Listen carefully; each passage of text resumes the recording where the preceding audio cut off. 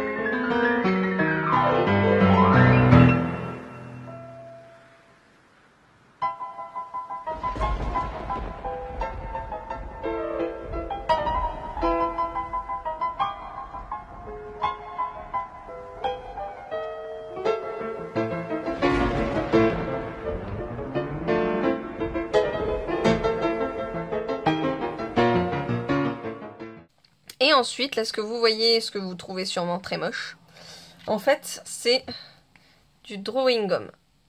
Donc ça va me permettre de faire des dessins tout en protégeant ce que je veux qui soit pas touché, en fait. Donc du coup, là, je vais laisser sécher un peu. Et ensuite, je vais m'amuser avec du pouring et avec les peintures comme celle-ci. Donc là, donc je pense que je vais peut-être pas utiliser la néon, mais plus voilà, celle-là. Là. Vous verrez ça par la suite. Donc du coup là, je laisse sécher et on se retrouve après.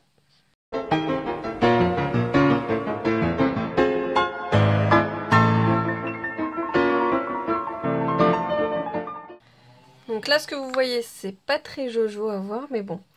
Je suis en train de faire couler la peinture. Hop.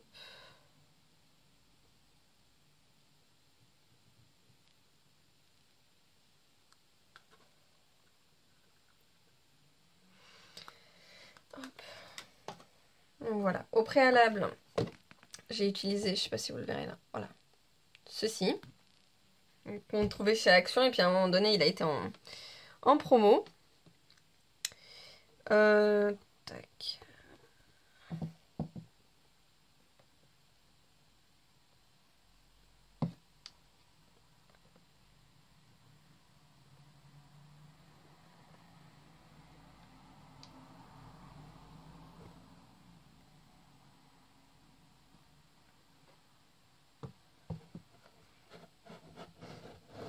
Donc voilà, là déjà l'une des étapes. Je vous retrouve quand ça sera sec, quand ça sera tout nettoyé. Alors là, je vous montre l'étape intermédiaire. Donc là, le drawing gum, c'est j'ai juste enlevé le bas pour vérifier que c'était bon. Et là, ce que vous pouvez voir en fait, c'est que j'ai chauffé un peu avec le heat gun. Donc du coup, ça fait des espèces de petites cellules. Je sais pas si vous verrez bien. Voilà. Donc des petites cellules. Hop, avec un peu de lumière, ça passe mieux. Donc là, c'est pas entièrement sec. Donc du coup, j'y touche pas encore. Et là, en fait, avec le drawing gum, je sais pas si vous vous en rappelez, j'avais fait des arabesques. Enfin, vous en rappelez, pour vous, c'est 2 secondes avant. Donc voilà. Et ouais, le drawing gum, ça s'enlève super facilement. Vous voyez. Donc là, pour l'instant, j'ai enlevé que le bas. Et il ne reste plus qu'à voir pour le haut. Donc là, j'ai juste fait un petit test parce qu'il y avait une petite boule de peinture qui s'était mise sur le côté. Je voulais vérifier que ça parte bien avec la peinture. Et ça part bien. Donc voilà. Pour l'instant, ça donne ça. On attend encore que ça sèche parce que même si j'ai passé le heat gun, étant donné qu'il y a de l'épaisseur, je laisse sécher. Parce que là, avec le reflet, on le voit bien que c'est encore humide, dirons-nous. Donc voilà. Je laisse sécher et puis on se retrouve quand c'est complètement sec. Donc à mon avis, ça sera... pour vous, ça sera dans quelques minutes, quelques secondes. Mais à mon avis, ça sera au moins 24 heures après. Que ça soit bien sec. Voilà. Donc là, c'est le résultat de la toile avec le pouring. Donc ce que ça donne, une fois tout le drawing gum enlevé. Et du coup, là, ce que vous voyez, c'est qu'en fait, il y a certaines parties du drawing gum qui a un petit peu décollé la peinture. Et pour donner un effet, j'ai remis de la peinture rose, mais vraiment en touche très légère. Je sais pas si vous voyez un petit peu. Donc ça, quand j'ai décollé le drawing gum, il y a des paillettes de peinture qui étaient sur le drawing gum, et quand je l'ai retiré, c'est un peu tombé sur la toile, qui sont restées. Et du coup, je les ai laissées parce que ça donne un effet comme si la fumée partait en morceaux. Enfin, je sais pas comment vous le verrez vous, mais j'ai trouvé vraiment l'effet plutôt pas mal. Donc voilà. Donc le loup, il a été repeint un petit peu en partie avec de la peinture nacrée. Donc la PBO nacrée. Là. Et je sais pas si vous voyez un petit peu sur les côtés. Pour donner un effet un peu... Voilà. Là on le verra peut-être un peu mieux de ce côté-là. Il y a celle-ci.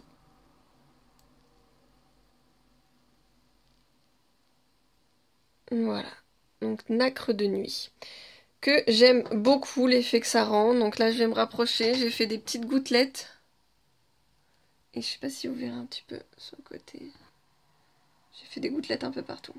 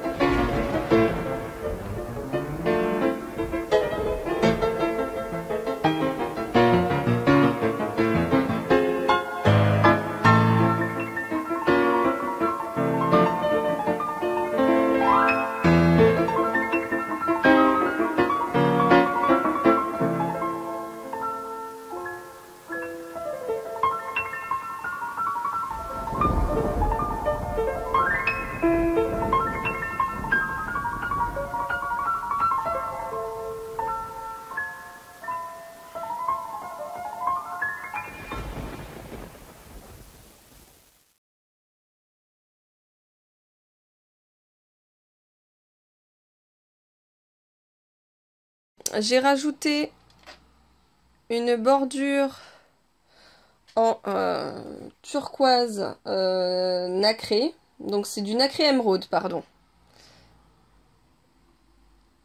Donc du nacré émeraude de la marque PBO, donc Déco Crème. C'est une peinture plutôt opaque et métallisée et j'adore ça. Elle rend un effet vraiment magnifique. Donc je sais pas si vous verrez bien le côté.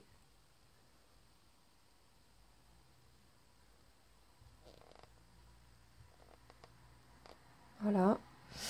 Ensuite, il y a ce côté-là que j'ai refait en un peu plus insistant. Donc j'ai utilisé ça. Donc l'Americana Multisurface Satin. Couleur rose. J'ai mis une toute petite touche de celui-ci dans le rose que j'ai mélangé. Vraiment une petite touche. Ça donne un effet un tout petit peu brillant. Et ça le renforce un peu. Ça le fait un peu plus foncé. J'ai rajouté le mot Spirit que j'ai fait grâce à un pochoir et de la pâte de structure nacrée. Donc la pâte de structure, c'est de la marque Momenta. C'est une pâte que j'ai eue à Nose. Donc je crois que c'était le pot à 1 €. Voilà, donc c'est Pearl White. Le contour en or. Et j'ai remis une petite touche de ça pour enlever les tout petits défauts, parce qu'il y avait des petits défauts qui me plaisaient pas forcément.